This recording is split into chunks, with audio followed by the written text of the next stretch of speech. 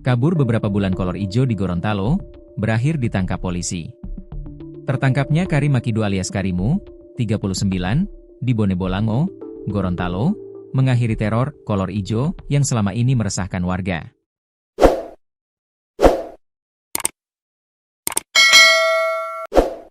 Sejumlah fakta menarik terkuak mulai dari kondisi kesehatan pelaku hingga momen nyaris diamuk massa. Berikut adalah fakta-fakta seputar penangkapan Karimu oleh aparat kepolisian di Bonebolango. Karimu mengidap TBC.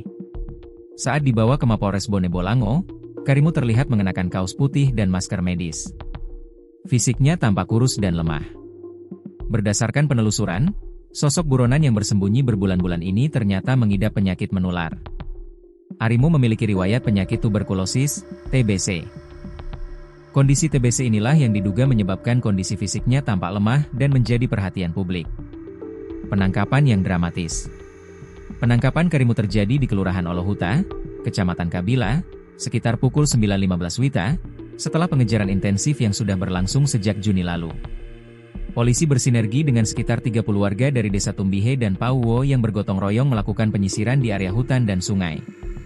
Saat hendak diamankan, Karimu berupaya keras melarikan diri dengan menceburkan diri ke sungai dan melawan aparat saat terhanyut arus.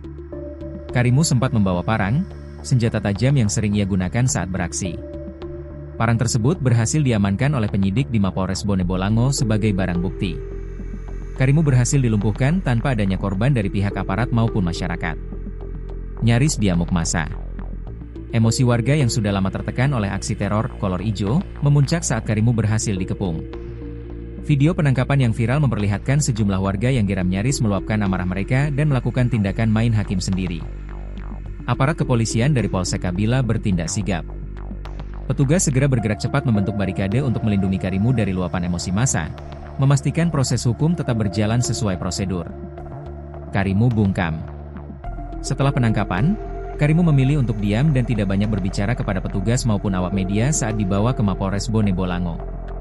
Kapolres Bonebolango, AKBP Supriyantoro, menyatakan pihaknya segera melakukan pemeriksaan menyeluruh terhadap pelaku dan saksi-saksi terkait sejumlah laporan pencurian dengan pemberatan. Pelaku disarankan untuk segera dilakukan penahanan setelah pemeriksaan selesai. Kapolres juga mengimbau masyarakat agar tidak memberi bantuan atau perlindungan kepada pelaku-pelaku kejahatan seperti Karimu. Rekam jejak kriminal.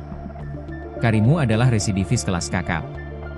Namanya tercatat dalam daftar hitam kepolisian sebagai individu yang telah keluar masuk lembaga pemasyarakatan, lapas, sebanyak 5 kali. Rekam jejak kriminalnya seolah menjadi lingkaran setan yang tak pernah putus. Setiap kali bebas, Karimu selalu kembali mengulangi kasus serupa, mulai dari pencurian biasa, pencurian dengan pemberatan, hingga tindakan kekerasan.